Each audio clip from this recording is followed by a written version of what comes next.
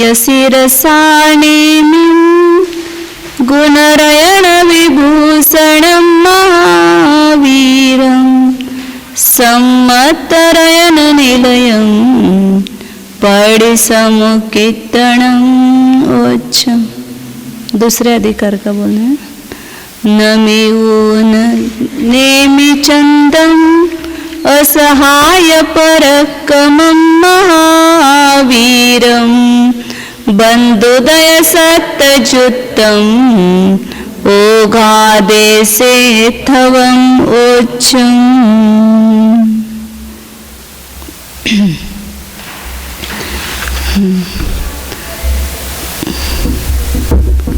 कल अपन ने गुणस्थान में बंध अबंध और बंध विच्छुत्ति कितनी होती है वो देखा है।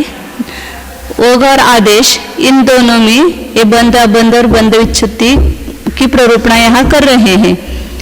तो गुणस्थान की अपेक्षा से तो कल देखा है। अब एक एक मार्गना लेकर के, और उस मार्गना में भी गुणस्थान, उस मार्गना में कितने बंध अबंध है और उन मार्गनाओं में जो गुणस्थान जितने हैं उसमें बंध अबंध बंध विच्छुत्ति कितनी होती है वो घटित करेंगे यहाँ पर।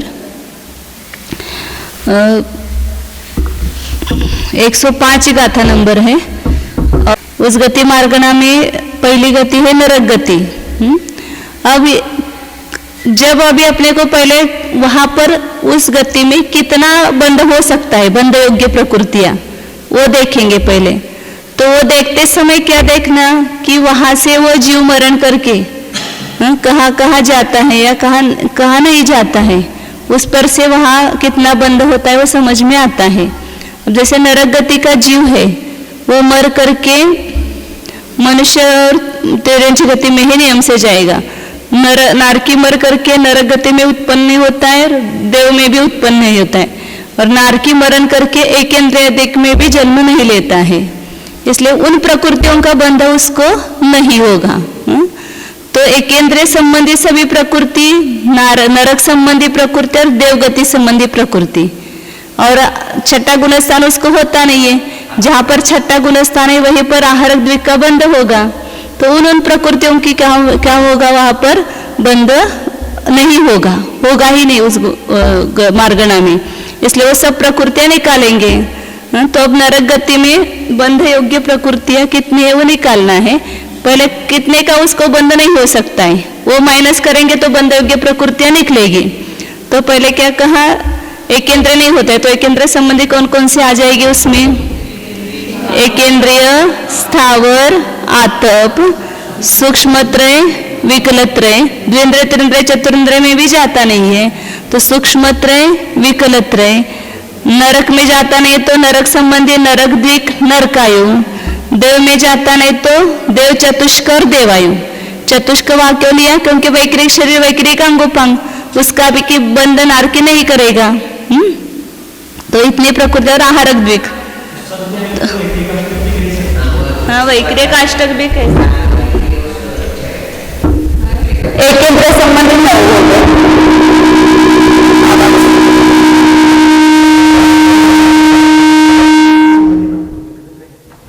म्हणजे एकेंद्र, हाँ मतलब हाँ उसको एकदम सरल भाषा में पहले गुणस्थान में जो बंध विच्छुत्ति की प्रकृतियां है कितनी है? 16 है।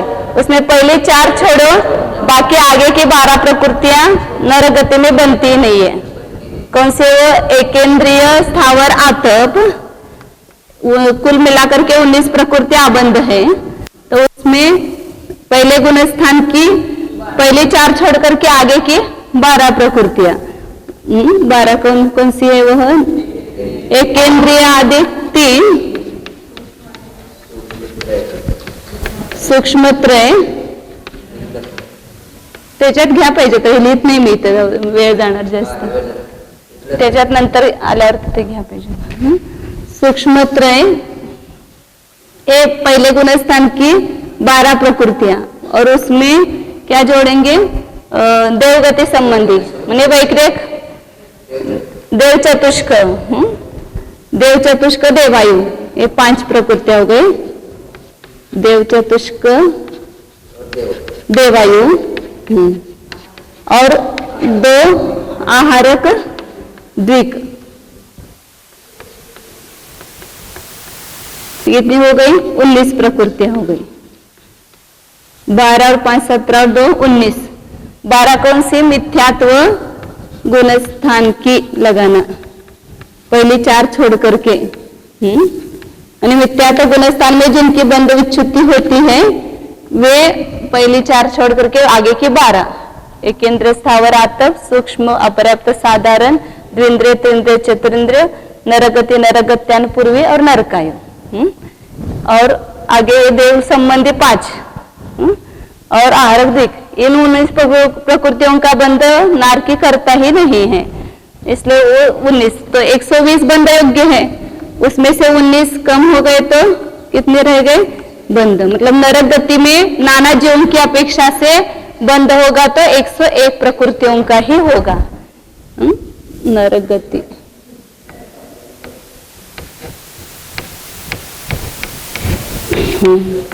अब उसमें भी अब नरक की अपेक्षा से लगाएंगे। सामान्य नरक हो गया पहले नरक में और दूसरे आदि नरकों में जो है उसकी अपेक्षा से फर्क होगा। तो पहले नरक में जो सामान्य नरक में बताए वही है बंध योग्य और अबंध प्रकृतियां होगी, क्योंकि वे तीर्थंकर प्रकृति का बंध करते। पहला, दूसरा और तीसरे 3 नरक आएंगे ना। पहले, दूसरे, तीसरे नरक में ऐसा ही लगाएंगे 1 से 3 नरक, ऐसा ही आएगा।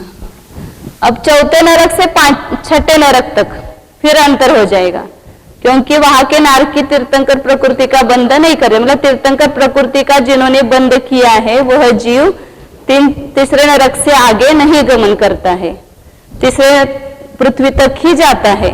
इसलिए तीर्थंकर प्रकृति और एक बंध में से कम होगी। तो ऊपर यहाँ कितने आगे नीचे लिखना है? 4 से 6 नरक। ऐसे 7वां नरक भी एक बाद में लेंगे उसको। एक प्रकृति कम की वो लिखी नहीं उसमें। तो यहाँ बंध योगी कितनी हो जाएगी? 1 कम हो जाएगी, 100 प्रकृतियां हो जाएगी। और यहाँ अबंध में 20 आएगी। तो ऊपर की 19 और 1 कौन से? तीर्थंकर।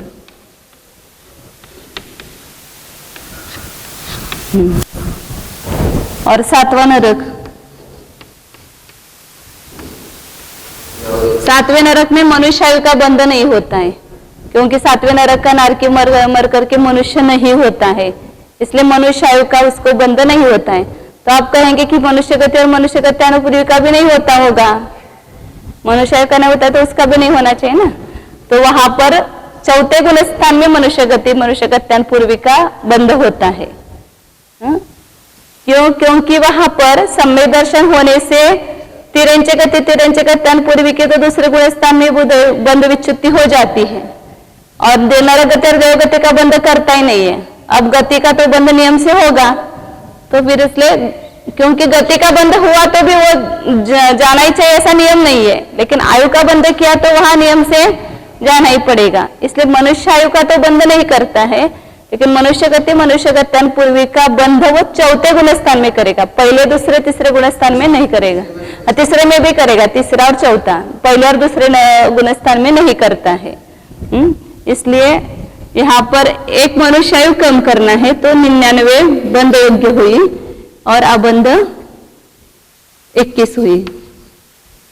ऊपर की 20 और 1 मनुष्य आहे। तिथे ह्याच्यामध्ये लिहायचं राहिले, तुम्ही लिहा पाहिजे तर चार्ट मध्ये नोट्स मध्ये ते मनुष्य लिहायचं राहिले तिथे एक मनुष्य। अब नरक गति में अपर्याप्त अवस्था निवृत्त पर्याप्त अवस्था होगी तो वहां पर कितना बंध होगा? ये पर्याप्त अवस्था की अपेक्षा से है। अब निवृत्त पर्याप्त अवस्था में बंध नहीं होता है। किसका बंध नहीं होता है? तो आयु का बंध नहीं होता है निवृत्त पर्याप्त अवस्था में। इसलिए अपर्याप्त का अलग कोष्टक करते हैं तो वहां पर बंध योग्य कितनी होगी? अपर्याप्त माने निवृत्त पर्याप्त लेना नरक गति में, उसमें भी 1 से 3 नरक। उसमें एक नरक का अलग आएगा। हाँ, क्योंकि वहां तीर्थंकर प्रकृति का बंध होता है, दूसरे तीसरे नरक में नहीं होता है। पहला नरक लेते हूँ, एक नरक मतलब प्रथम नरक। तो वहां पर्याप्त अवस्था में 101 थी और अपर्याप्त अवस्था में वहां 99 प्रकृतियों का बंध होगा। तो कौन सी कम होगी? 2, यहाँ 21। तो पर्याप्त की 19 और उसमें 2 मिलाना आयु, मनुष्य और तिरंचा, यहाँ आयु 2 वही है। तो 21 प्रकृतियां हो गई। हर बार निवृत्त पर्याप्त अवस्था में चारों आयु का बंध नहीं होता है, लेकिन यहाँ पहले 2 आयु तो पहले निकली हुई है और मनुष्य और तिरंचा का बंध हो सकता है, लेकिन वो निवृत्त पर्याप्त अवस्था में उसका बंध नहीं होगा। और दूसरे और तीसरे नरक में वहां निवृत्त पर्याप्त अवस्था में तीर्थंकर प्रकृति का भी बंध नहीं होगा, इसलिए सब छठे नरक तक ले सकते हैं। 2 से मतलब क्या है कि वहां पर मूल में नहीं होता है, लेकिन यहाँ पर्याप्त अवस्था में हो सकता है, लेकिन निवृत्त पर्याप्त अवस्था में नहीं होगा। इसलिए 2, 3 अलग लिखते हैं, 2, 3। तो यहाँ पर और एक कम हो जाएगी 98, ये 22 हो जाएगी। इसमें ये उपरयुक्त 21 और उसमें एक तीर्थंकर बढ़ाएंगे। तीर्थंकर प्रकृति का बंध नहीं होता है निवृत्त पर्याप्त अवस्था में। दूसरा तीसरे नरक में पर्याप्त अवस्था में तो होता है, लेकिन जब वो अपर्याप्त रहता है तब नहीं होता है। और चौथे, पांचवें, छठे नरक में क्या होगा? ऐसी स्थिति होगी। उसमें भी यहाँ पर्याप्त अवस्था में 100 होता था, उसमें 2 आयु कम करेंगे। तो वहां पर भी चौथा, पांचवा और छठा नरक, तो वहां पर भी 98 ही होंगे और 22 ही अबंध होंगे, और यही 22 होंगे। और 7वां नरक, यहाँ पर पर्याप्त अवस्था में कितने होते थे? 99। अब यहाँ निवृत्त पर्याप्त अवस्था में कितने होंगे? 97। हाँ, उसमें और ये 2 कम हो जाएंगे ना। मनुष्य गत्यान पूर्वी, क्योंकि वहां निवृत्त पर्याप्त अवस्था में एक मिथ्या तो गुणस्थान ही होगा। 7वें नरक में निवृत्त पर्याप्त अवस्था में गुणस्थान कितने हैं? 1 ही है। कौन सा? पहला ही है। और वह पहले गुणस्थान में मनुष्य गत्यान पूर्वी का बंध करता नहीं है, इसलिए वो भी मूल बंध में से निकल जाएगी। उच्च मनुष्य गत्यान पूर्वी उच्च गोत्र, मनुष्य तो पहले निकाली हुई है, तो इसमें निवृत्त पर्याप्त अवस्था में तो आयु का बंध होता नहीं है। तो यह कितने हो जाएंगे? 95। तो अबंध कितने हो जाएंगे? 25। मतलब ये जो ऊपर 22 है, ये 22 यही हो गए। यहाँ 3 मिलाओ, मनुष्य द्विक और उच्च गोत्र।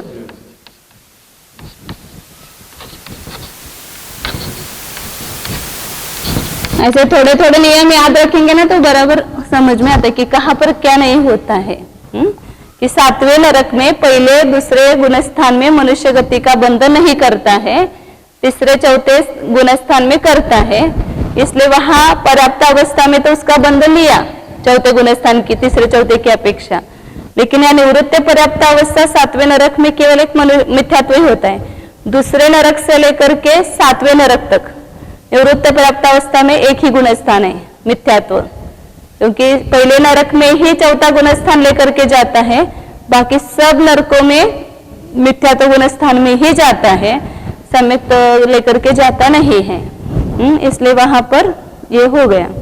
तो नरक गति में ये बंध अबंध बताया। अब यहां गुणस्थान में लगाना है। तो नरक में कितने गुणस्थान होंगे? 4 गुणस्थान। तो पर्याप्त अवस्था में पहले लगाएंगे, पर्याप्त। तो सामान्य नरक की अपेक्षा से पहले लगाएंगे। 4, 5, 6 में जो है ना 22 वही समान है, दूसरे तीसरे क्या? हाँ जो 22 प्रकृति आपने देखे हैं, हाँ वही प्रकृति है वहां पर भी नहीं है, लेकिन 22 वो तो यहाँ 20 थी ना, इसमें 2 आयु मिक्स करेंगे तो वो 22 हो जाएगी। हाँ, ये 22 में 2 आयु कम की है ना, वही 22 यहाँ पर है। प्रकृतियां समान है ना दोनों में। हाँ मतलब ये 22 कौन सी है, वही 22 यहाँ पर है। तो ह्याच्यात पण तीर्थंकर आहेच की नाही, काढायचंच आहे की ह्याच्यातलं पण काढायचं आहे। यहाँ पर भी तीर्थंकर निकालना ही है और यहाँ पर भी तीर्थंकर निकालना ही है। अबंध ये करेंगे ना, 22 प्रकृतियां सेम है दोनों। हाँ लेकिन यहाँ पर क्या था, पर्याप्त अवस्था में 19, हाँ पर्याप्त अवस्था में यहाँ 19 थे ना, नहीं हाँ 20 थी, और उसमें केवल एक तीर्थंकर 19 थी, और उसमें तीर्थंकर और 2 आयु ऐसे 3 मिलाए तो 22 हो गई। अपने यहाँ जो 21 है वो 21 लेकर के किया ना, यहाँ पर ये 21 जो है वो 21 और उसमें एक तीर्थंकर बढ़ाओ तो 22 हो गई, और यही 22 प्रकृति यहाँ पर भी है। और पर्याप्त की तुलना करेंगे तो यहाँ 19 है दूसरे तीसरे नरक में, उसमें और 3 प्रकृतियां मिलाओ मतलब तीर्थंकर और 2 आयु तो ये 22 हो जाएगी। और यहाँ 20 है, उसमें 2 आयु बढ़ाओ तो 22 हो जाएगी।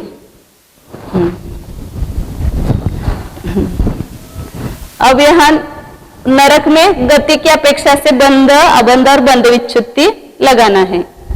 तो वहां सामान्य नरक में बंध योग्य कितनी प्रकृतियां हैं? 101 है। 101 बंध योग्य है। अब उसमें से देखना है पहले गुणस्थान में किसका बंध नहीं होता है, बताया था कल नियम, तीर्थंकर और आहरक का। आहरक यहाँ पहले ही निकाली हुई है, तो जो तीर्थंकर प्रकृति बंध योग्य है लेकिन पहले गुणस्थान में उसका बंध नहीं होगा, इसलिए आबंध में क्या आएगा 1। और बंध में 101 में से 1 कम करो तो कितना होगा 100। और बंध विच्छुति वहां पर अभी बताया था कि वो 19 में मिथ्यात्व गुणस्थान की जो ऊपर की 12 प्रकृतियां हैं वो पहले अपने अबंध में निकाली है, तो उसकी बंध विच्छुति करने की जरूरत नहीं ना यहाँ पर, तो इसलिए बचेगी कितनी, 4 ही बचेगी। तो 4 प्रकृतियों की यहाँ पर क्या होगी बंध विच्छुति। कौन सी 4 आएगी? मिथ्यात्व, उंडक संस्थान, असंप्राप्ता, सुरकाटिका, संवनन और नपुंसक वेद। ये 4 पहली जो है वही यहाँ बंध विच्छुति होगी। आपको भी बताना आना चाहिए ना मित्र दीदी और गीता दीदी, एक एक को पूछूंगी मैं बाद में।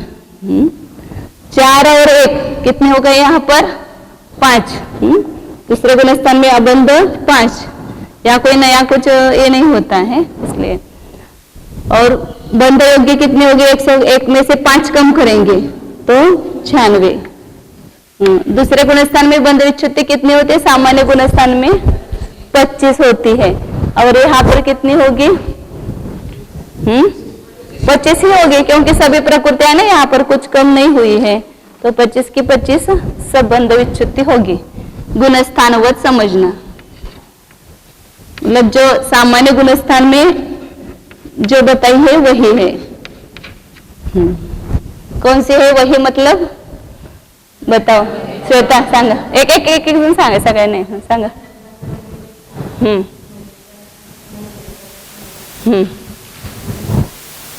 आणि आता थांबली इथेच गाडी, पाठ केलं नाही?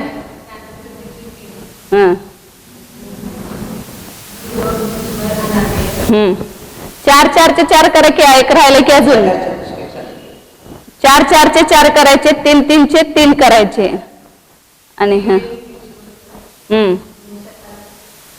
आता त्याचे 3 करा की पूर्ण स्त्रीवेद, निजगोत्र आणि अप्रशस्त विहायोगती, आणि इकडं 4 4 चं कोणतं राहिलं? शतार चतुष्क, दुर्भगत्रय, त्यानत्रिक, दुर्भगत्रय और 3 अलग अलग छुट्टी जो है स्त्रीवेद, अप्रशस्त व्यायोगति और नीच गोत्र। तो ये 25 प्रकृतियां हो गई। अब 25 और 5 कितनी होती है? 30। मिश्र गुणस्थान में क्या होता है बताया था नियम? आयु का बंध नहीं होता है। तो यहाँ कितनी आयु है इसमें बंध योग्य में? एक केवल मनुष्य है। 43 की तो यहाँ बंध विच्छुत्ति हो गई दूसरे में, तो एक आयु बची है मनुष्य आयु, उसका भी बंध तीसरे गुणस्थान में नहीं होगा। तो क्या होगा? 25 और 5 30 और 1 31 मनुष्य आयु बढ़ गई।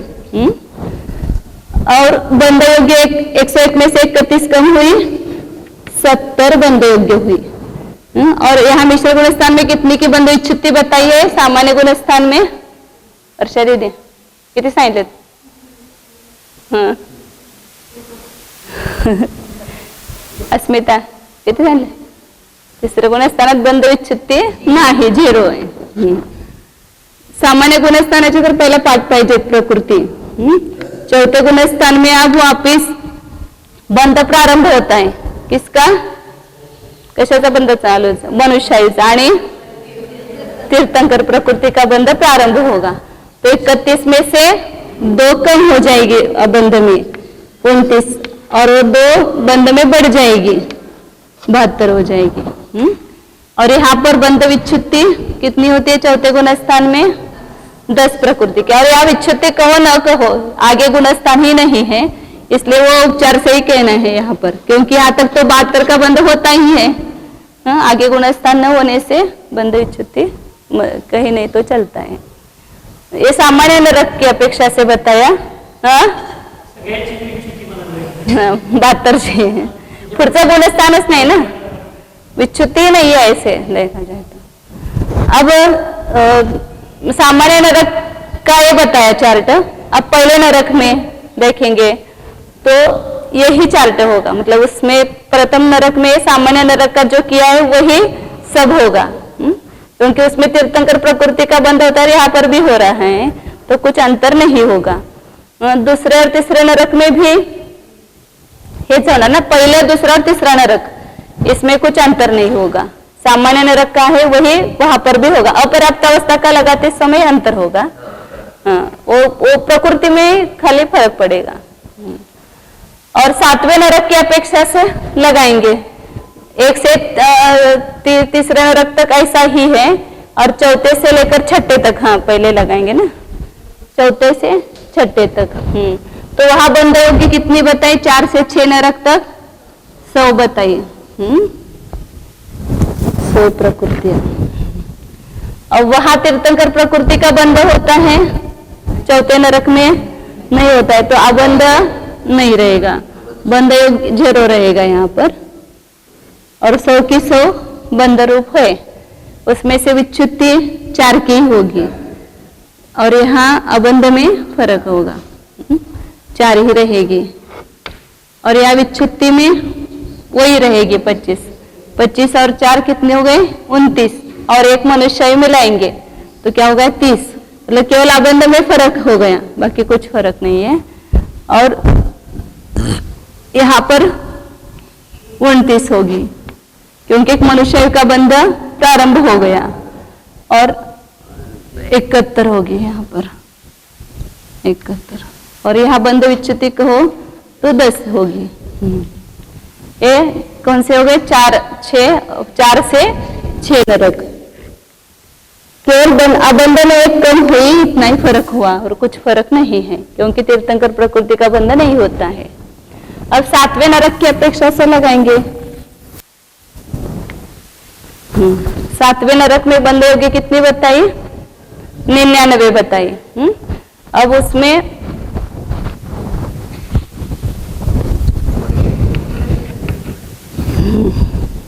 तो यहाँ अबंध में क्या आएगा?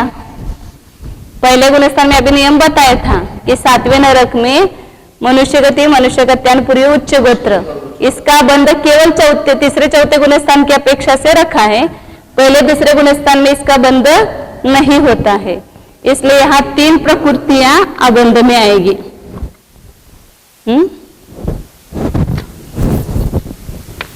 और यहाँ बंध कितने का होगा? 99 में से कम करेंगे, 3 कम करेंगे तो 96।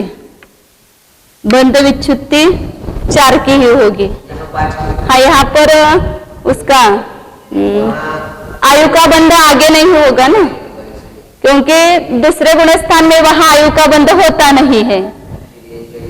क्यों नहीं होता है? क्योंकि दूसरे गुणस्थान में मरण भी नहीं होता है वहां, इसलिए दूसरे गुणस्थान में आयु का बंध भी नहीं होता है। और चौथे गुणस्थान में भी आयु का बंध नहीं होता है, पहले गुणस्थान में आयु का बंध होगा, इसलिए यहाँ पर 5 हो जाएगी।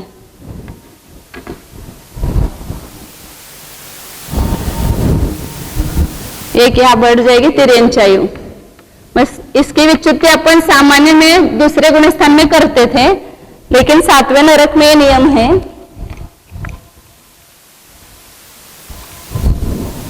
सातवें नरक की अपेक्षा ये नियम बताया कि आयु का बंध पहले गुणस्थान में होगा, क्योंकि पहले गुणस्थान में ही वहां मरण होता है। अब आगे 5 और 3 कितने हो गए? 8। और बंध आयु कितनी है? 99 है। उसमें से 8 कम करेंगे तो 91 प्रकृतियां बंध योग्य होगी।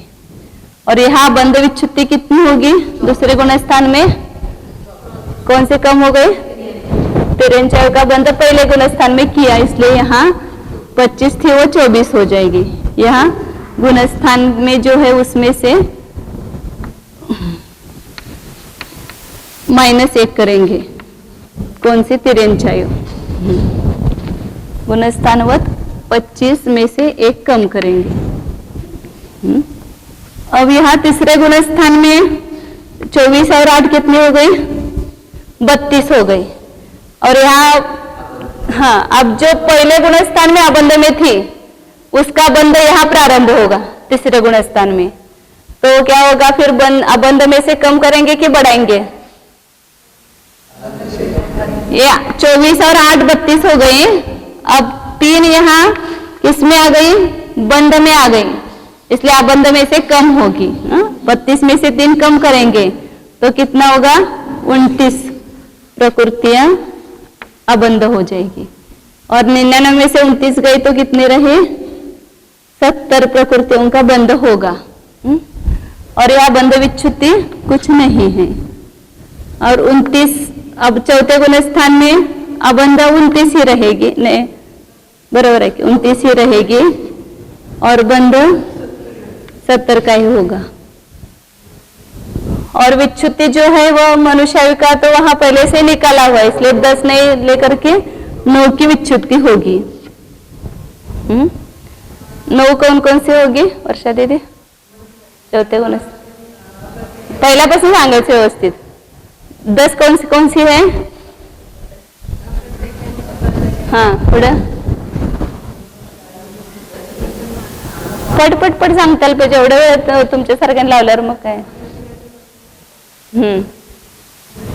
औदारिक द्विक, मनुष्य द्विक, वज्रशब्दारा संवनन आणि मनुष्यायु हे 10 होत्या, त्यातला तर मनुष्यायु नाही, म्हणून किती होणार? 9 प्रकृती। 10 दूसरे के बाद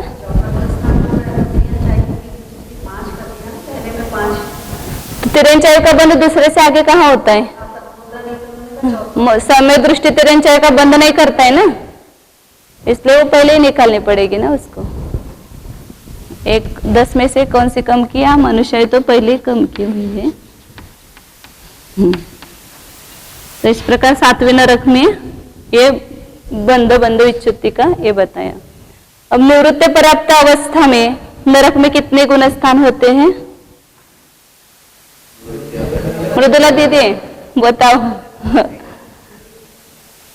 पहला और दूसरा। नरक गति में मरण करके दूसरा गुणस्थान लेकर के जाता नहीं है, तो फिर निवृत्ति पर्याप्त अवस्था में दूसरा गुणस्थान कैसे होगा? तो पहला और चौथा 2 ही, वो भी पहले नरक की अपेक्षा से पहला और चौथा 2 ही होंगे यहाँ पर। तो वहां निवृत्ति पर्याप्त अवस्था में कितने का बंध बताया? पहले नरक में 99 प्रकृति का। यहाँ अपर्याप्त की अपेक्षा से है। तो पहले गुणस्थान में वहां किसका अबंध होगा 99 में से? तीर्थंकर प्रकृति और आयु का तो पहले से निकाल ही दिया है ना। पहले गुणस्थान में क्या बनती है? अबंध होगी ना। हाँ, पहले गुणस्थान में, पहले नरक में पहले गुणस्थान, निवृत्ति प्राप्त अवस्था में ये 2 ही गुणस्थान होंगे, ये 2 गुणस्थान नहीं होंगे। तो पहले गुणस्थान में अबंध 1 होगा, बंध 98 होगा, बंध विच्छुत्ति 4 की होगी ना, 4 की होगी, 93 नहीं।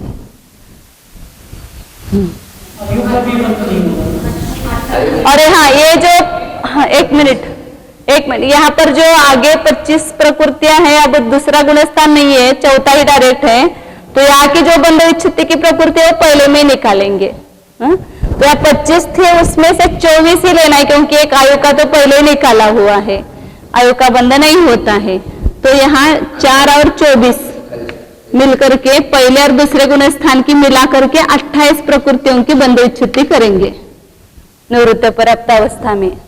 जो बीच के गुणस्थान नहीं है तो वो जो आगे के गुणस्थान की विच्छुत्ति है वो पहले गुणस्थान में ही निकालेंगे उसको। अब यहाँ ये 2 गुणस्थान है ही नहीं है, ये चौथा गुणस्थान है, तो वहां पर अबंध कितना हो जाएगा 28 और एक 29 होना चाहिए, लेकिन एक का बंध यहाँ पर प्रारंभ हो गया तीर्थंकर प्रकृति का, इसलिए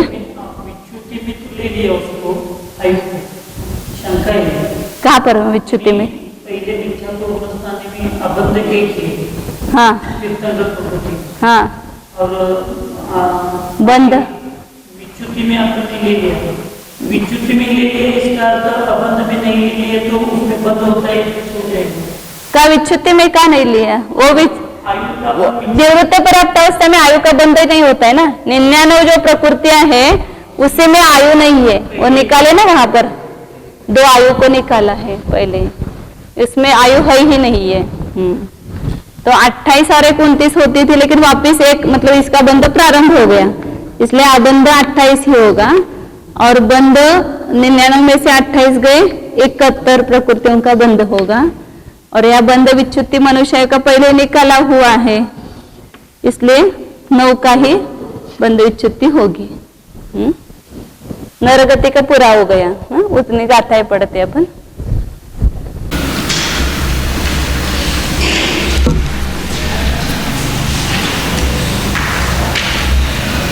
हम्म 105 नंबर की गाथा पढ़ना है। ओ घेवा आदेशे नारयमिच्छम्मिचारि ओच्छिन्ना उवरिम बारस सुरचौ सुराउ आहारयम बंधा। वा आदेशे, वा का अर्थ इव लेना, यहाँ पर वा का अर्थ इव मतलब समान, ओग के समान, मार्गणा में भी सब समझना। तो वहाँ विशेषता जो है वो बताते हैं। नारयमिच्छम्मि चार्योच्छिन्ना, विशेषता ये कि नरक गति में मिथ्यात्व अवस्था में मतलब मिथ्यात्व गुण स्थान में 16 की विच्छुत्ति न होकर के 4 की विच्छुत्ति होगी। 4 प्रकृति विच्छिन्न होती है, मतलब बंध में से कम होती है। उवरिम 12, और उसके ऊपर की जो 12 है, कुल 16 में से पहली 4 छोड़ करके ऊपर की 12 प्रकृतियां। सुरचौ मतलब देव चतुष्क, सुराव मतलब देवायु, और आहारयम अबंधा, आहारक जो है वो अबंध है, मतलब इसका बंध नरगति में होता ही नहीं है। कितनी हो गई है अबंध की? सगळं एक एक नियम सगळे पाठ पाहिजेत, म्हणजे लक्षात राहायला पाहिजेत। किती होईल? 19 प्रकृत्या हो गई। मिथ्यात्व की 12 प्रकृतियां, मतलब मिथ्यात्व गुणस्थान में विच्छुत्ति की ऊपर की 12 प्रकृतियां, देव चतुष्क, देवायु, आहारक द्विक, ये 19 प्रकृतियों का बंध नहीं होता है। अब आगे और नियम बताते हैं। गाथा नंबर 106। ददी वंसा में घाण पुण्य गोचेव छटोतिय मणुवाऊ चरे में मिच्छेवतिरिया है, उसमें तित्तम बंददी, तीर्थंकर प्रकृति का बंध होता है। और वंसा मेघान पुण्य गोच्छेव, मतलब पहली पृथ्वी में पर्याप्त और निवृत्ति पर्याप्त दोनों अवस्थाओं में तीर्थंकर प्रकृति का बंध होता है, लेकिन दूसरे और तीसरे नरक में केवल पर्याप्त अवस्था में ही तीर्थंकर प्रकृति का बंध होता है। ये सब नियम याद रहेंगे तो सब जगह अपने को काम आएंगे। छठों जब स्थान वगैरह करेंगे आगे, बंध स्थान, उदय स्थान, सत्व स्थान, सभी जगह ये नियम लगते हैं। और नियम क्या? छठोत्तीय मनुवायु, मनुष्य आयु का बंध छठी पृथ्वी तक ही होता है। तो छठवें नरक तक के नारकी मरण करके मनुष्य हो सकते हैं, इसलिए वहीं पर मनुष्य आयु का बंध होता है। और चरी में मिच्छेव तिरियाऊ, मतलब संक्षेप में नियम बताते वो बाकी सब जान लेना। छठे तक मनुष्य आयु का बंध होता है, इसका अर्थ हो गया सातवें में मनुष्य आयु का बंध नहीं होता है। क्या करना है? छठी को ऊपर लगाना है क्या? पुण्य को नहीं, वो तीर्थंकर प्रकृति, तीर्थंकर प्रकृति नहीं, वो नहीं लेना है। तीर्थंकर प्रकृति के बंध का नियम बताया। पहले गुण स्थान में तीर्थंकर प्रकृति का बंध होता है, दूसरे तीसरे में भी होता है, लेकिन केवल पर्याप्त अवस्था में ही होगा, ये नियम बताया। और वंसा मेघान पुण्य गोच्छेव, वंशा और मेघा में पर्याप्त तक में ही बंध होगा। और छठे नरक तक मनुष्य आयु का बंध होता है, मतलब 1 से 6 तक मनुष्य आयु का बंध होगा, आगे बंध नहीं होगा। और चरी में मिच्छेव तिरियाऊ, चरी में मतलब अंतिम पृथ्वी में मिथ्यात्व अवस्था में ही तिरेंच आयु का बंध होता है, आगे बंध नहीं होता है, इसलिए वहां पर विच्छुति करना है। आप सब इतना नियम समझ करके सब कोष्टक बना दो तो बराबर आएंगे कोष्टक। और एक गाथा है 107। विरदे उच्चम मनुवदुगम सत्तमे हवे बंधो मिच्छा शासन सम्मा मनुवदुगुच्चम न बंधन्ति। और नियम बताया कि मिस्सा विरदे उच्चम मनुवदुगम सत्तमे हवे बंधु, सातवें पृथ्वी में मिश्र और अविरत गुण स्थान में उच्च गोत्र और मनुष्य द्वीप का बंध होता है। इसका अर्थ पहले दूसरे में वो दिया भी निषेध रूप से नीचे। मिथ्या शासन सम्मा, मिथ्या दृष्टि और सासाधन सम्य दृष्टि, मनुष्य गति, मनुष्य गत्यानुपुरी और उच्च गोत्र इनका न बंधनती, बंध नहीं करते हैं। मतलब सातवें नरक में मनुष्य समझो लगातार यदि वो मिथ्या दृष्टि रहा तो मनुष्य गति का बंध करेगा ही नहीं। और सम्यक तो प्राप्त किया, उत्कृष्ट काल सम्यक तो का भी कितना बताया है, पहले अंतर्मुहूर्त और लास्ट का अंतर्मुहूर्त छोड़कर बीच में 33 सागर तक वो सम्यक दृष्टि रह सकता है। और तो 33 सागर तक लगातार मनुष्य गति का बंध करेगा और उत्पन्न कहाँ होगा? तिरंज गति में उत्पन्न होगा। वो मनुष्य गति बाद में काम आएगी, अभी कुछ कम नहीं आएगी, क्योंकि वहां नियम से तिरंज आयु का बंध करेगा, लास्ट में पहले गुण स्थान में आएगा, वहां तिरंज आयु का बंध करके फिर मरण करेगा और तिरंज गति में उत्पन्न होगा। वो पहले बहुत स्टॉक है ना बंधा हुआ, और सब मनुष्य गति सब तिरंज गति रूप से परिणमित हो जाएगी ना, संक्रमित। सत्ता में तो सब पड़ा हुआ है, और सत्ता में जो तिरंज गति है उसके साथ में मनुष्य गति, नर गति, देव गति भी है उसके साथ में, वो सब तिरंज गति रूप से स्त्रीभुक संक्रमण हो करके उदय में आएगी नियम से।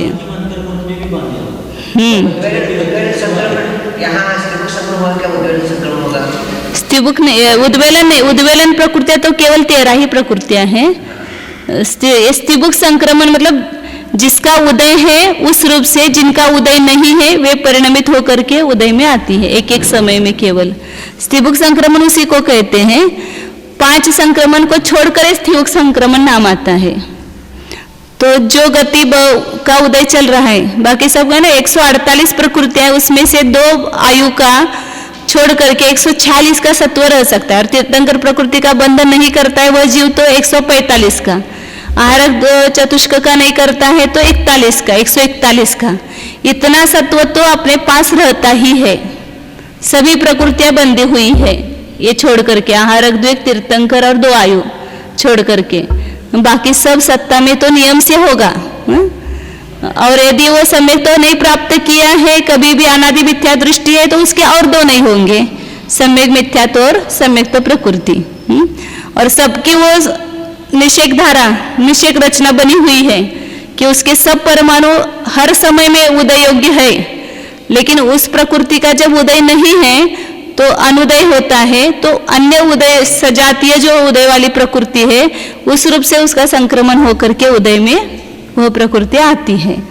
इसलिए ऐसे अंतर किसी का भी नहीं है निषेकों का। पहली बार अंतर करता है जब सम्यक्तों को, प्रथमोपशम सम्यक्तों को प्राप्त करता है, तो वहां पर केवल मिथ्यात्व का अंतर करता है, नहीं तो सभी निषेकों का किसी का भी अंतर नहीं है, केवल उसका किसी का उदय होगा, किसी का अनुदय होगा। और वहां निषेक तो उसके होंगे ही उस समय में स्थित। मनुष्य वो, लेकिन उद्वेलन कौन करता है? वो एक केंद्र में जो गया हुआ जीव है वही करेगा, दूसरा नहीं करेगा। हाँ, द्वितीयोपशम सम्यक्तों में 3 प्रकृतियों का करेगा, और जब चारित्रम होने की करता है तो 21 प्रकृतियों का अंतरकरण करेगा। तो यहाँ 7वें नरक का ये नियम बताया। मतलब ये सब करणान योग जानने से भी कितने सारे अपने को भाव वासनाएं होती हैं। अब हमने सब कितनी बार पढ़ा हुआ है, कितने कितने भाव में ये सब पढ़ा होगा, लेकिन जैसे अभी 14 गुण स्थान के अपने को बंद बंद विच्छुत्ति बताई, तो खाली हमने याद कर लिया, काम हो गया। किस लिए हम पढ़ रहे हैं? प्रयोजन कभी भूलना नहीं। हम तो अपने मोक्ष मार्ग के लिए पढ़ रहे हैं। मोक्ष की प्राप्ति अंतिम साध्य है, और उस मोक्ष के का कारण जो मोक्ष मार्ग है रत्नत्रय, उस रत्नत्रय की प्रगटता के लिए हम सब पढ़ रहे हैं। ये प्रयोजन कभी भी भूलना नहीं है। तो इसमें से भी अपने लिए अपने को प्रेरणा लेनी चाहिए। लाइक गुण स्थानों में जब हमने बंध विच्छुत्ति जानी, तो चौथे गुण, पहले गुण स्थान में कितनी बंध विच्छुत्ति हुई? 16 की हुई, दूसरे में 25 की हुई, और 25 और 16 मिलकर के कितने हो गए? 41 प्रकृति। तो एक साथ सम्यक दर्शन प्राप्त हुआ तो 41 प्रकृतियों का संवर हो गया। क्या कहते हैं उसको? बंद नहीं होगा, मतलब संवर होगा ना। तो चौथे गुण स्थान से संवर का प्रारंभ हो गया। किस कारण संवर हुआ? वहाँ हम पूजा कर रहे इसलिए नहीं, स्वाध्याय कर रहे इसलिए नहीं, वहां पर सम्यक दर्शन प्रकट हुआ है। निश्चय सम्यक दर्शन, निश्चय सम्यक्तों के सद्भाव में ही इन 41 प्रकृतियों का क्या होता है? संवर होता है। उसके बिना संवर नहीं होता है। स्वाध्याय कितना भी हमने किया, व्रतों का पालन किया, सब किया, तो इस सम्यक्तों की महिमा आनी चाहिए इसको पढ़ करके, कि हम सम्यक दर्शन प्राप्त करेंगे तो इतनी प्रकृतियों का अपने आप संवर होगा। और आप बिना सम्यक दर्शन के कितना भी तपस्चरण करो तो एक भी प्रकृति का वहां संवर नहीं होगा। और यहाँ 41 में शुभ भी है और अशुभ भी है प्रकृति, सब अशुभ ही नहीं है। कुछ उसमें जैसे वो 41 में नहीं, जब मनुष्य गति में अभी बंध विच्छुत्ति देखेंगे तो वहां 25 की जगह 31 प्रकृतियों का संवर होता है। मनुष्य गति, मनुष्य गत्यान पूर्वी औदारिक द्वितीय पुण्य प्रकृति है ना, उसका भी संवर रुक गया। हाँ, वज्रषभ नारा संवनन, उद्योत है, आतप है, ये भी सब पुण्य प्रकृति है, इसका भी संवर रुक जाता है, क्योंकि उसका एक केंद्र के साथ ही बंद होता है। तो ये सब मतलब हम आगे आगे के गुणस्थान में बढ़ेंगे तो इसका क्या होगा? वो संवर होता जाएगा। और 5 गुणस्थान में गए तो और 10 प्रकृतियों का संवर हो गया। तो ये लाभ हुआ, किससे लाभ हुआ? भाव व्रत धारण करने से, भाव सम्यक दर्शन धारण करने से, या भाव मुनिलिंग धारण करने से ही ये सब लाभ होगा। इसलिए रत्नत्रय की महिमा आनी चाहिए। बिना रत्नत्रय के हम कितना भी पुरुषार्थ करें तो वो निष्फल है। इसलिए ये मुझे ये संवर कैसे प्रकट हो? अपने जीवन में ये बंध विच्छुत्तियां होनी चाहिए। पुस्तक में हो गई और शब्दों में हो गई, दिमाग में हो गई, लेकिन अपने जीवन में ये बंध विच्छुत्ति नहीं होती है। तो बंध विच्छुत्ति केवल पढ़ करके मतलब समझना, और समझ करके हमारे जीवन में उसकी प्रेरणा लेना है।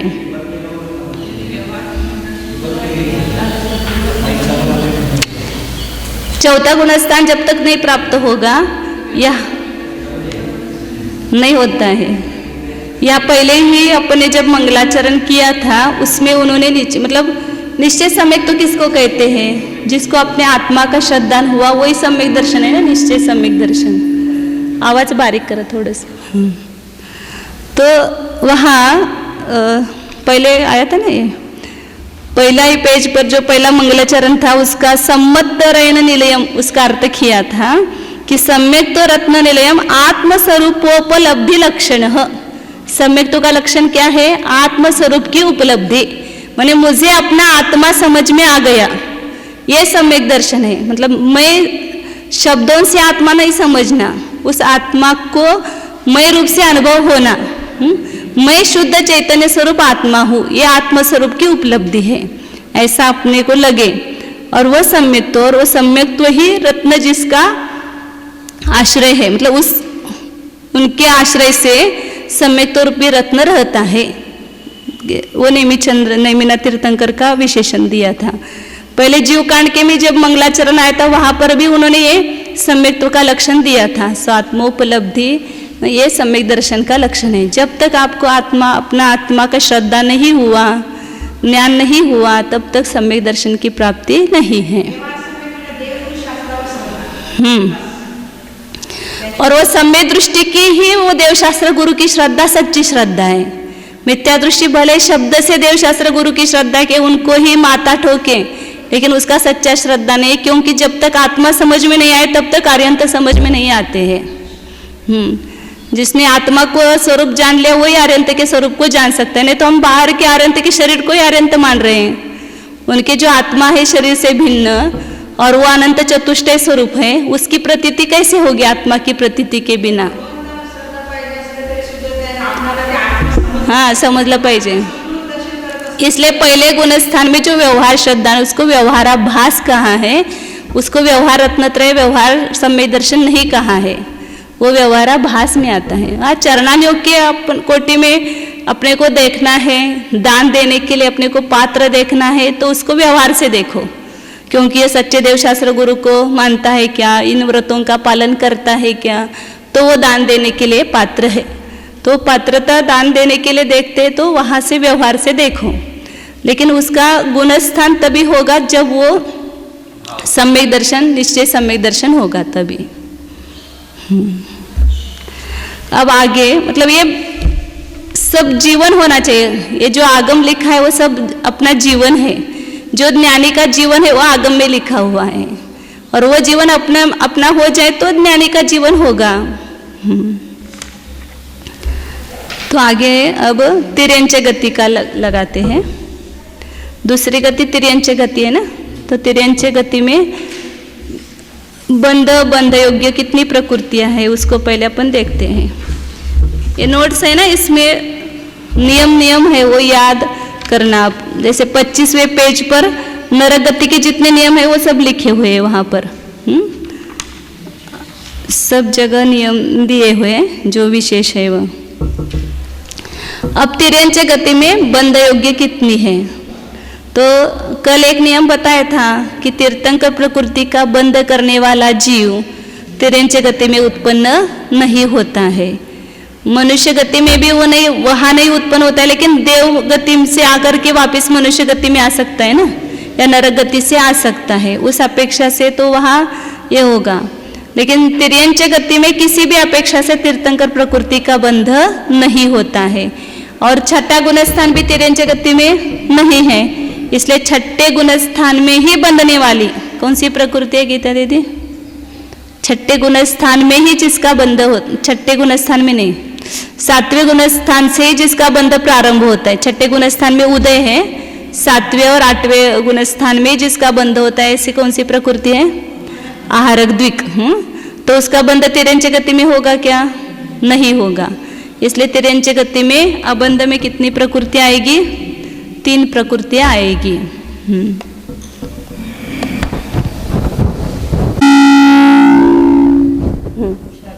आता झालं असेल, मी ते खाकरल्यामुळे झालं।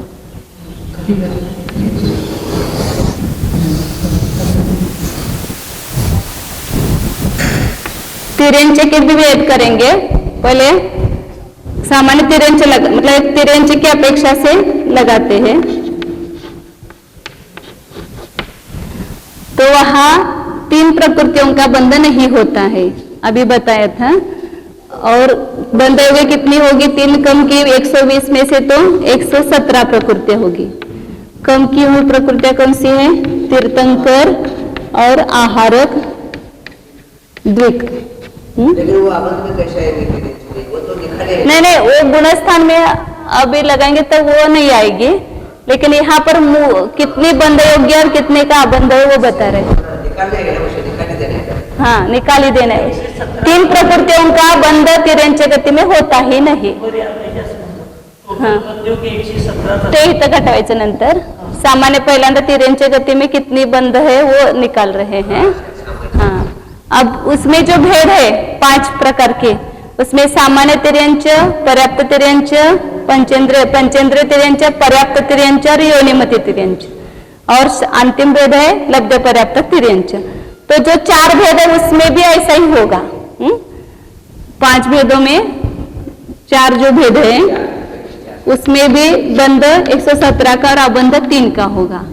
और लब्ध पर्याप्त तिर्यंच है तो ये 5वां भेद है तिर्यंच में, तो उसमें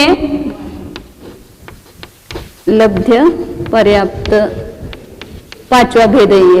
ये 4 भेद हो गए और ये 5वां भेद पर्याप्त। हाँ, तो वहां पर हमेशा के लिए याद रखना, लब्ध पर्याप्त में नरक गति, देवगति और उसके वैक्रिक का बंध होगा ही नहीं, इसलिए सब यहाँ अष्टक आ जाएंगे। नरगति, नरगत्यान पूर्वी, देवगति, देवगत्यान पूर्वी, वैक्रिक शरीर, वैक्रिक अंगोपांग, नरकायु और देवायु। और यहाँ पर नरकायु देवायु की बजाय हाँ 2 आयु होगी। वैक्रिक षटक और 2 आयु ऐसा कहो, या वैक्रिक अष्टक कहो। अष्टक म्हटले काय त्याला? वैक्रिक अष्टक। हाँ, आम्ही वैक्रिक षटकाने 2 आयु असं घेतो, ठीक है। हाँ, तो ये हमेशा के लिए लब्ध पर्याप्त अवस्था में याद रखना कि वहां पर वैक्रिक अष्टक का बंध होगा ही नहीं। एकेंद्रिय का लब्ध पर्याप्त हो, द्विंद्रिय का हो, तिर्यंच का हो, मनुष्य का हो, किसी का भी हो, वहां नरक गति और देवगति संबंधी बंध होता नहीं है। तो वैक्रिक षटक और 2 आयु, मनुष्य और तिर्यंच आयु का तो बंध वहां होता है, इसलिए वो 2 आयु नहीं निकालेंगे, लेकिन 2 आयु ही निकाली, नरकायु और देवायु।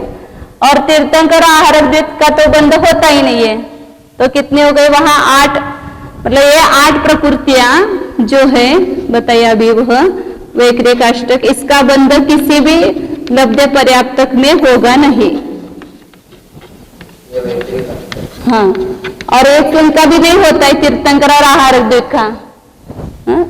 हाँ, 3 तो ऊपर की तीर्थ और आहारक द्विक, तो कुल मिलाकर 11 प्रकृतियों का बंध कभी भी लब्ध पर्याप्तक अवस्था में होगा नहीं। तो 11 यहाँ क्या हो गई? अबंध। और कितनी बंध होगी वहां पर? 120 में से 11 कम की। हाँ, तो कितनी हो गई? 109 प्रकृतियों का वहां बंध होगा।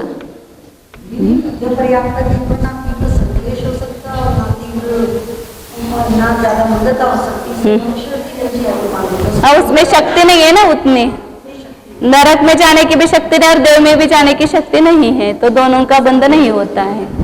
वह हाँ, एक इंद्रिय में या मनुष्य, एक इंद्रिय से लेकर पंचेंद्रिय तिर्यंच में जा सकता है, मनुष्य में जा सकता है। बातें मत करो आपस में।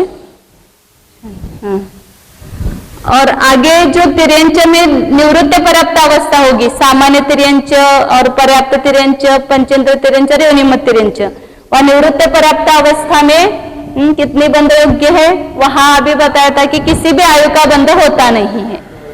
लब्ध पर्याप्तक में तो मनुष्य तिर्यंच आयु है इसमें, और निवृत्त पर्याप्त अवस्था में किसी भी आयु का बंध होता नहीं है। पहले जन्म लेते ही जब तक पर्याप्त नहीं होगा तब तक आयु का बंध नहीं होता है। तो इसलिए निवृत्त पर्याप्त, ये 4 जो भेद है इसमें, 4 निवृत्त पर्याप्त की जो अवस्था, इसके लब्ध पर्याप्त का निवृत्त पर्याप्त होने के कुछ सवाल ही नहीं है। निवृत्त पर्याप्त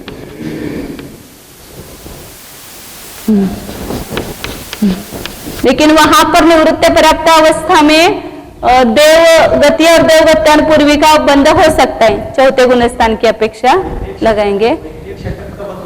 हाँ, माने नरक गति नरक गत्यान पूर्वी का नहीं होता है। वहां पर नरक द्विक का बंध कभी भी निवृत्ति पर्याप्त अवस्था में नहीं होगा।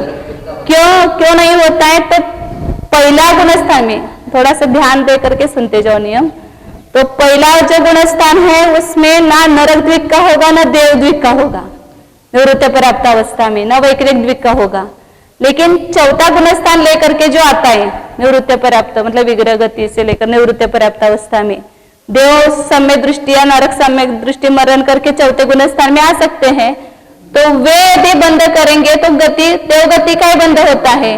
तो उसकी अपेक्षा से देवगति देवगत्यान पूर्वी वैक्रिक शरीर वैक्रिक अंगुपांग इन चारों का बंध निवृत्ति पर्याप्त अवस्था में होता है, लेकिन वो चौथे गुणस्थान में ही होगा, पहले गुणस्थान में नहीं होता है। इसलिए वो लब्ध पर्याप्तक में तो वो निकाला है, लेकिन निवृत्ति पर्याप्तक में उसका बंध होगा। किसका? देव चतुष्क का। नरक द्विक का बंध नहीं होगा। इसलिए क्योंकि उसका चौथे में तो बंध होता ही नहीं है, और पहले में तो ना वैक्रिक शरीर का सबका नहीं होता है। तो निवृत्त पर्याप्त अवस्था में हमेशा के लिए याद रखना कौन सा बंध नहीं होगा? तीर्थंकर आहारक द्विक। अभी यहाँ पर तीर्थंकर का बंध तो निवृत्ति पर्याप्त अवस्था में सम्यक्तु की अपेक्षा से होगा। तिरंच गति है इसलिए नहीं होगा। मैं हमेशा के लिए मैं बोल रही थी कि वहां पर आहारक द्विक, चार आयु और नरक द्विक ये 8 प्रकृतियों का बंध किसी भी निवृत्ति पर्याप्त अवस्था में नहीं होगा। कौन सी 8 प्रकृतियां बताइए? आहारक द्विक, नरक द्विक और 4 आयु। इन 8 प्रकृतियों का बंध हमेशा निवृत्ति पर्याप्त अवस्था कोई भी हो उसमें निकालना। अब विशेष जहां है वो लेना। अब तिरंच गति है तो वहां तीर्थंकर प्रकृति का भी बंध नहीं होता है, इसलिए यहाँ पर अबंध में कितनी आई? 9 आ गई। और 111 का बंध होगा। ये 9 में क्या लिया? यहाँ पर तीर्थंकर, आहारक द्विक,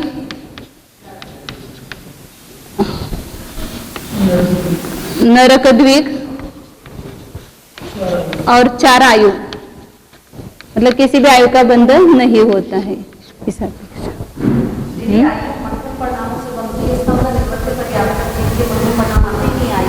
वो मध्यम परिणाम का नहीं, निवृत्ति पर्याप्त अवस्था में बंध की योग्यता नहीं है आयु की। मध्यम अंश हो भी सकता है ना वहां पर, ऐसा कुछ नहीं है, लेकिन वहां पर आयु का बंध नहीं होगा। पर्याप्त होने के बाद ही आयु का बंध होता है, नहीं होता है। हाँ,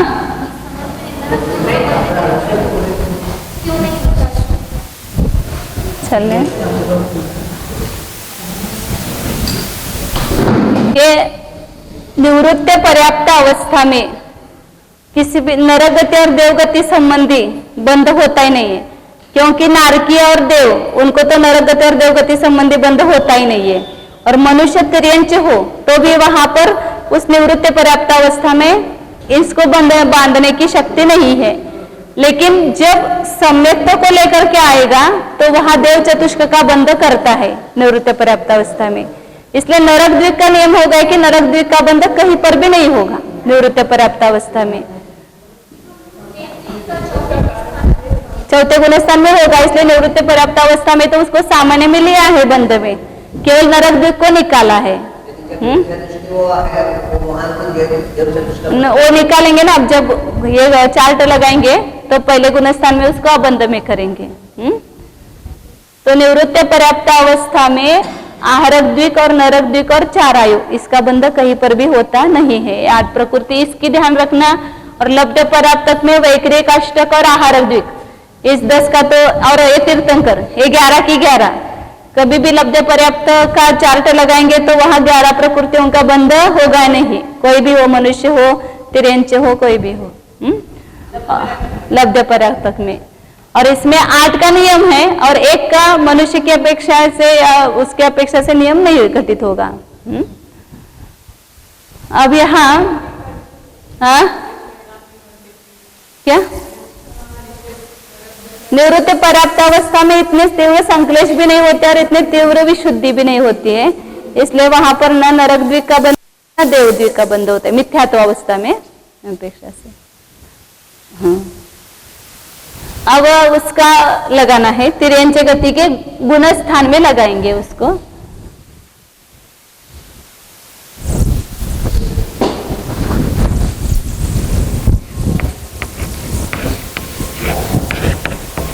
तिर्यंच गति बंध योगी कितनी बताई वहां पर 117।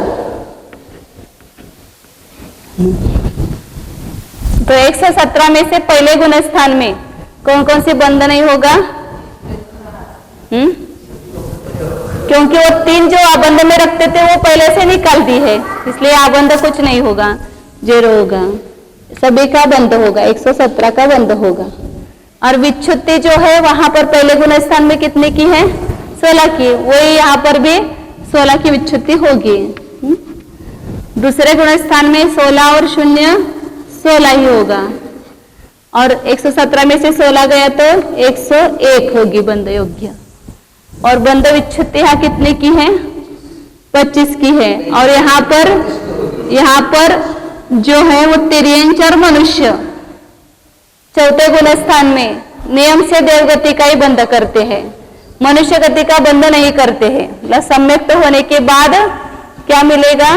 देवगति का ही बंध मिलेगा। आप संकलेश परिणाम करेंगे तो भी देवगति बंधेगी, विशुद्ध परिणाम करेंगे तो भी देवगति बंधेगी। कैसे भी परिणाम हो चौथे गुण स्थान के योग्य, तो वहां पर नियम से देव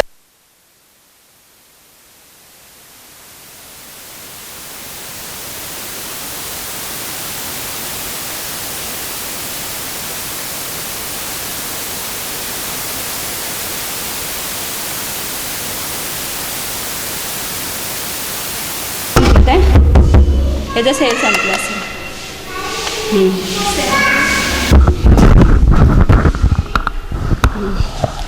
तो यहाँ पर दूसरे गुण स्थान में कितने हो गए? 25 पहले जो है वह जो सामान्य गुण स्थान में 25 बताई वह, और चौथे गुण स्थान में जो ऊपर की 6 मनुष्य गति संबंधी है वो सब यहाँ पर विच्छित्ति हो जाएगी दूसरे गुण स्थान में। इसलिए मैंने कहा ना वहां मनुष्य गति में संवर ज्यादा होता है, वहां पुण्य प्रकृतियों का भी संवर हो जाता है यहाँ। तो 25 और 6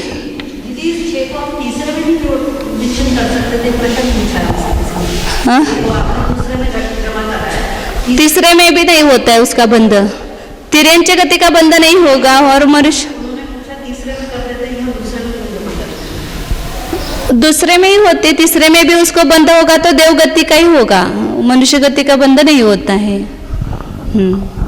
तो ये 6 में ऊपर जो चौथे गुण स्थान के ऊपर की है वो लेना, मनुष्य द्विक, मनुष्य चतुष्क भी कह सकते हैं ना, इसको नहीं कहते द्विक, औदारिक द्विक,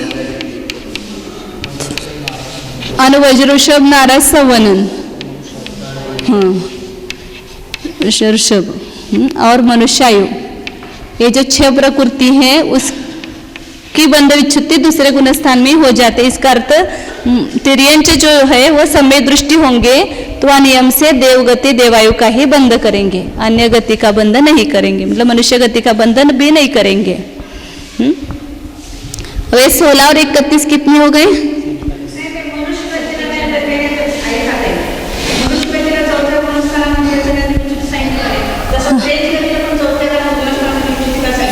का नियम ते सांगितले की आता नियम तिर्यंच और मनुष्य सम्यक्त होने के बाद केवल देवगति का ही बंध करते हैं, अन्य किसी गति का बंध करते ही नहीं है।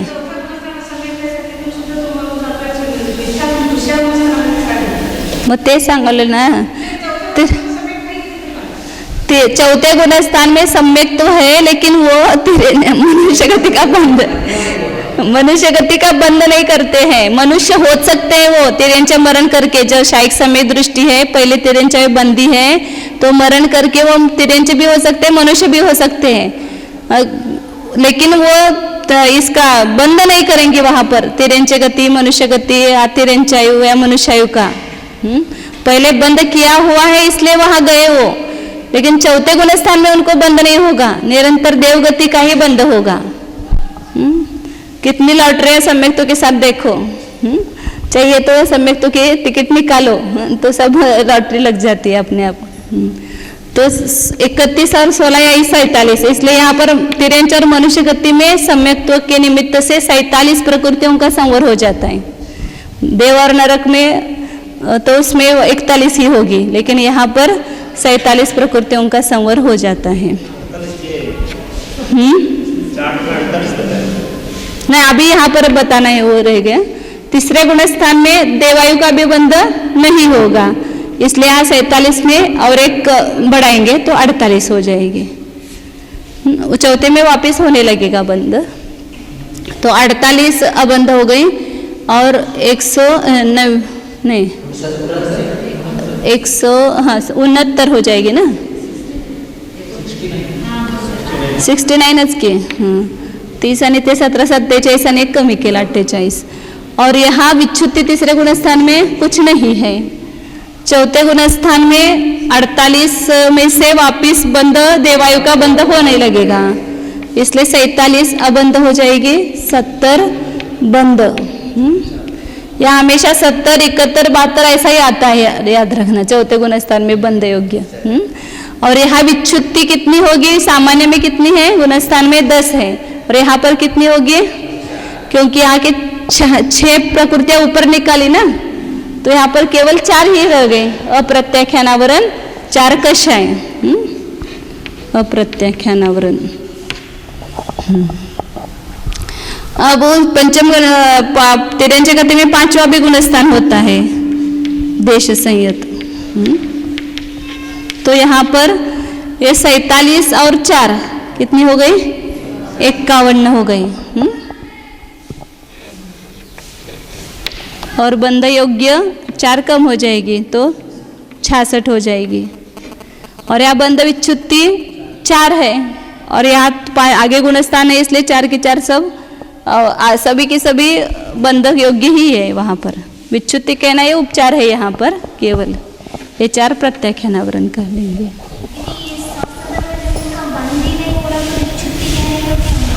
बंद हो रहा है ना सासादन में, मनुष्य द्वीक उसका तो सासादन में बंद होगा, लेकिन तीसरे से बंद नहीं होगा उसका, इसलिए दूसरे में उसकी बंद विच्छुत्ति की। 6 का बंद पहले और दूसरे गुणस्थान में होता है, आगे नहीं होता है, मिश्र में और सम्यक्त्व में, इसलिए उसकी बंद विच्छुत्ति दूसरे गुणस्थान में की। ये सामान्य तिर्यंच में और चारों प्रकार के तिर्यंच में ऐसा ही लगेगा। अब इसमें लब्ध पर्याप्त तिर्यंच में एक ही गुणस्थान होता है, इसलिए वहाँ कुछ लगाना ही नहीं है, क्योंकि जितना बंद है उतना बंद है, जितना अबंध है उतना अबंध है। बंध विच्छुत्ति का प्रश्न नहीं। अब निवृत्त पर्याप्त अवस्था है, तो वहाँ पर कितनी बंध योग्य बताएं निवृत्त पर्याप्त अवस्था में?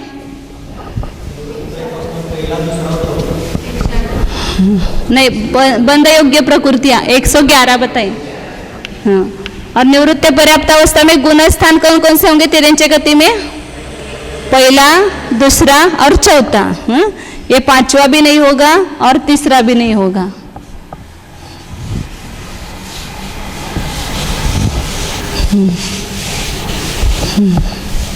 तो निवृत्त पर्याप्त अवस्था में वहाँ 111 बंध योग्य है। तो पहले गुण स्थान में कौन सी नहीं बंधेगी निवृत्त पर्याप्त अवस्था में?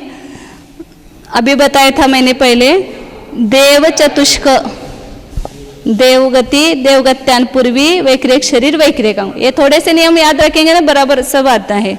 इसका बंध चौथे में होगा, लेकिन पहले में नहीं होगा, इसलिए पहले में उसको क्या करेंगे? अबंध करेंगे। 7वें नरक में एक याद रखना कि मनुष्य गति, मनुष्य गत्यान पूर्वी और उच्च गोत्र, इसका पहले 2 गुण स्थान में बंध नहीं होता है, आगे के गुण स्थान में होता है। और यहाँ जब निवृत्त पर्याप्त अवस्था होती है तो पहले दूसरे गुण स्थान में इसका बंध नहीं होता है, देव चतुष्क का बंध नहीं होता है। नरक द्वीप का तो होता ही नहीं है चारों गुण स्थानों में, और देव चतुष्क का भी बंध यहाँ नहीं होगा। तो या 4 ते नोट्समध्ये मागं ते खोडले ते 14 सारखं दिसतंय, ते 4च आहे तिथे समजायचं 4। तो 111 में 4 कम हो गए, तो बंध कितना हो गया? रह गया 107। और यहाँ बंध विच्छुत्ति की प्रकृतियाँ कितनी है वास्तव में? सामान्य में 16 प्रकृति है ना, तो उसमें से अपन ने नरकद्वीक नरकायु पहले ही निकाली है, तो 13 ही रह जाएगी ना। 16 में से नरकद्वीक और नरकायु तो 111 में ही नहीं है, हा? इसलिए 16 में से 3 कम हो गए तो 13 प्रकृतियों की यहाँ बंध विच्छुत्ति होगी। और दूसरे गुणस्थान में अबंध 13 और 4 कितना हो जाएगा 17, और बंध योग्य प्रकृतियाँ 111 में से 17 कम हुए तो कितने रह गए 104 रह गए ना, नहीं 94 रह गए, 94 रह गए। और यहाँ बंध विच्छुत्ति कितने की होगी, सामान्य इसमें पर्याप्त अवस्था में 31 बताई थी तिरंच में, लेकिन यहाँ 2 आयु है ही नहीं इसमें। मनुष्य तिरंच पहले ही निकाली है ना, तो 31 में से 2 कम हो जाएगी आयु, तो 29 प्रकृतियों की बंध विच्छुत्ति होती है।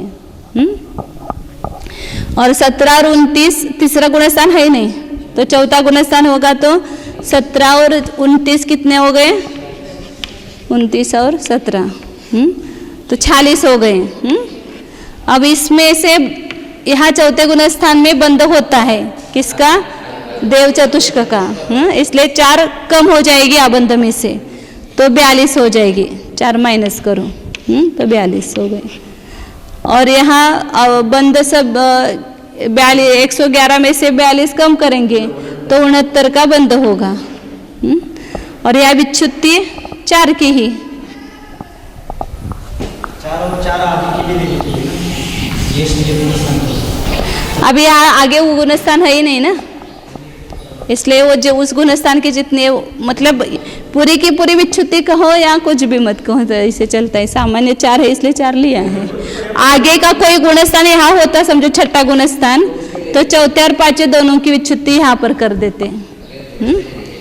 गुणस्थान ये नहीं है इसलिए की नहीं है। ये विजय गति का हो गया। गति का चरण देखा 27 नंबर के पेज में।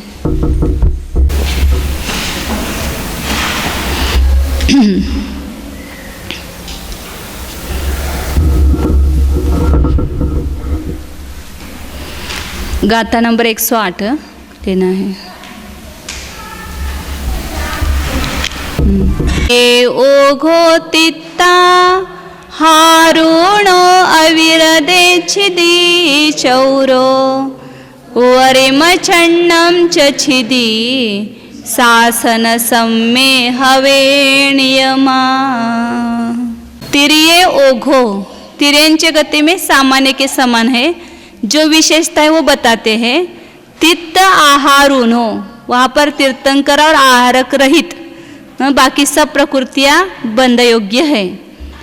अविरदे छिदी चौरो, अविरत में विच्छुत्ति जो है वो 4 की है, सामान्य में कितने की थी 10 की थी, और उसमें 6 उवर्यम छन्नम च छिदी, ऊपर के जो 6 प्रकृतियां हैं मनुष्य द्विक, औदारिक द्विक, वज्रषभ नारद सवनन और मनुष्यायु, इन 6 की विच्छुत्ति शासन सम्य नियम हवे, शासादन सम्यक्तों में नियम से होती है।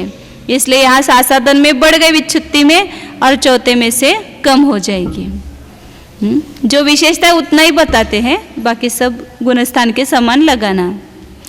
अब आगे जो तिरंचों में भेद है एक उसके अपेक्षा से बताते हैं। 109 नंबर की गाथा है। मन तिरय पंचिन दिय पुण्य गजोनिनि स्वयमेव सुरणिरयाउ अपुण्ये वेगुविय छक्कम विनत्थि। सामान्य तिर्यंच, पंचेंद्र तिर्यंच, पर्याप्त तिर्यंच और योनिनि तिर्यंच, इसमें एमेव इसी प्रकार है, सामान्य में जो बताया वही है। सुरनिरयाउ अपुण्य वेगुव्य छक्कम विनत्थि, ये विशेषता है कि अपर्याप्त अवस्था में देवायु और नरकायु और वैक्रिक षटक ये नहीं है। लब्ध पर्याप्त 5वां भेद है ना अपर्याप्त का, उसमें ये प्रकृति बंध योग्य नहीं है। देवायु का बंध नहीं होगा, नरकायु का नहीं होगा, मनुष्य और तिरंचायु का हो सकता है वहाँ पर, और वैक्रिक षटक का भी बंध नहीं होगा। वैक्रिक षटक मतलब देवगति, देवगत्यान पूर्वी, जिसका वैक्रिक षटक ले उसका पहला नाम लेना, वैक्रिक शरीर वैक्रियक अंगोपांग, देवगति, देवगत्यान नरगति, नरगत्यान, इन 6 का बंध वहाँ नहीं होता है। कहाँ पर? लब्ध पर्याप्त में लेना। पर्याप्त लेना, क्योंकि 5 भेद है ना, उसका वो 4 भेद का ऊपर बता, 5वां भेद का यहाँ बताया।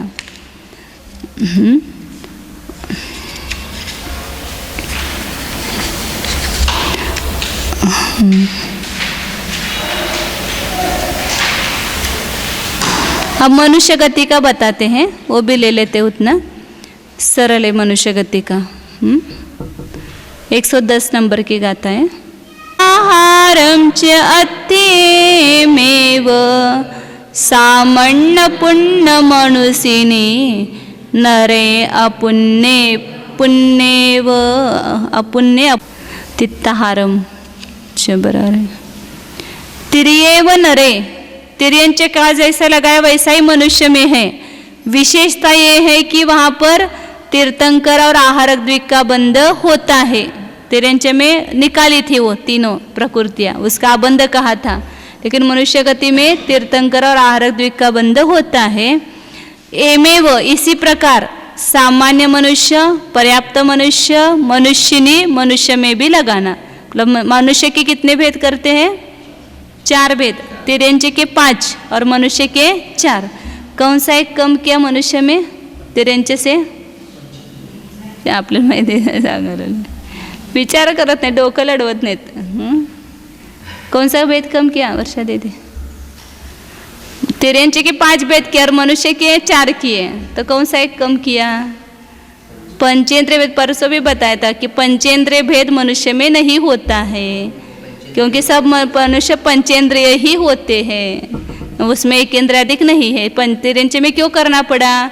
तो उसमें एक इंद्रिय से लेकर पंचेंद्रिय तक के जीव है, इसलिए वहाँ पंचेंद्रिय जीवों का अलग निकाला। लेकिन मनुष्य सब पंचेंद्रिय होते, इसलिए पंचेंद्रिय भेद उसमें नहीं है। सामान्य मनुष्य, पर्याप्त मनुष्य, योनिमत मनुष्य और लब्ध पर्याप्त मनुष्य, इस प्रकार 4 ही भेद उसके होंगे। तो वहाँ 3 के तो वैसा ही लगाना, सामान्य मनुष्य के समान। और लब्ध पर्याप्तक में तिर्यंच का जो लब्ध पर्याप्तक का लगाया वैसे ही लगाना। लब्ध पर्याप्तक में कितने बंध योग्य बताए? वहाँ तिर्यंच गति में 109 बताए ना, 100 वही बंध योग्य 9 बताए, मतलब 11 निकाले। कौन कौन से 11 नहीं होते बंध?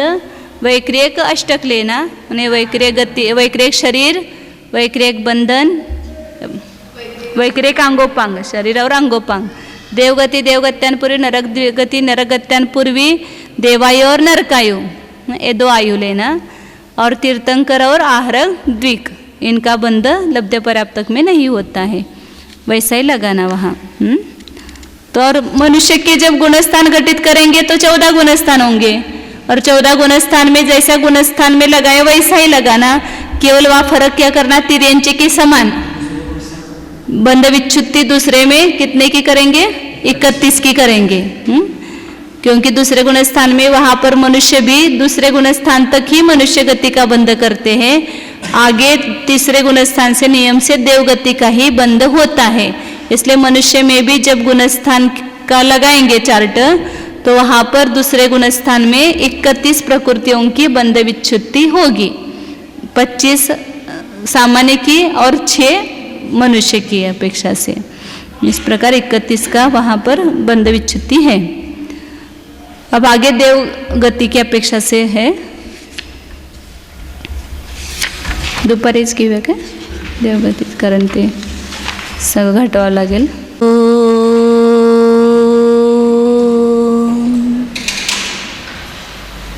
सावधान,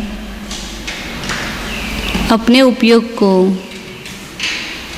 एकाग्र करके पहले आसन को स्थिर बनाइए। आसन की स्थिरता उपयोग की स्थिरता के लिए आवश्यक है।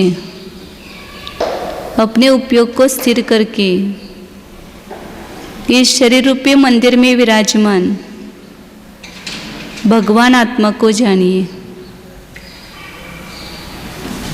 सवेरे मंदिर में जाकर के भगवान का दर्शन किया, लेकिन अंदर बैठे इस देह रूपी देवालय में जो चैतन्य प्रभु है उसका दर्शन नहीं किया, अब कीजिए। इसी शरीर में मेरा निज आत्मा, शाश्वत आत्मा, ध्रुव आत्मा विद्यमान है। जानिए, अपने वास्तविक स्वरूप को जानिए। ये दिखाई देने वाला स्वरूप यह मेरा नहीं है। शरीर का रूप मेरा रूप नहीं है। जो चैतन्य का रूप है वह मेरा रूप है। चैतन्य दिखाई नहीं देता है, प्रतीति में आता है। कीजिए चैतन्य की प्रतीति।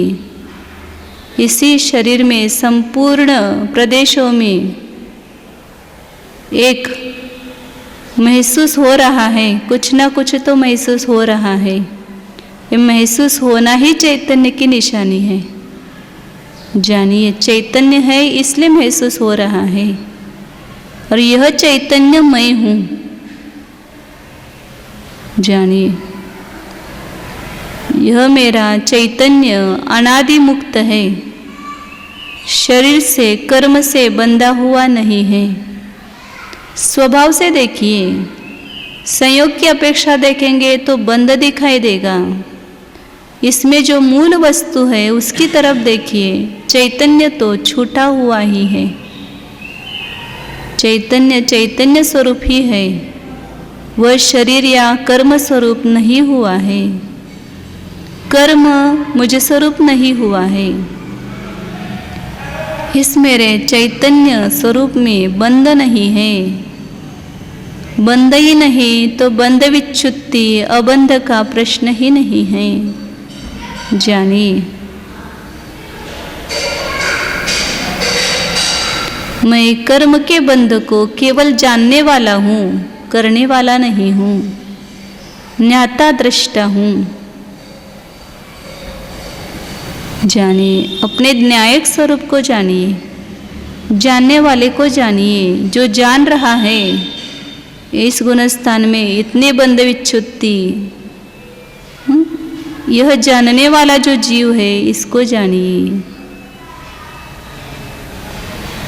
ज्ञानानंद स्वरूपोऽहम्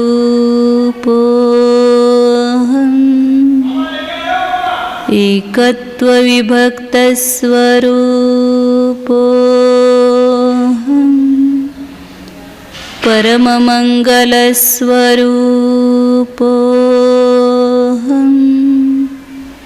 बंधाबंध विकल्प रहित स्वरूपोऽहम् शुद्धोऽहम् एकोऽहम्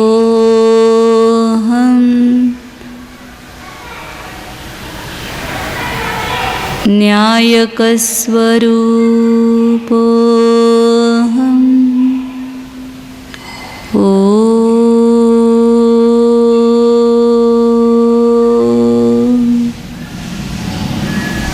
विसर्जन। नमो अरिहन्ताणं नमो सिद्धाणं नमो आयर्याणं नमो वज्रायणं नमो लोये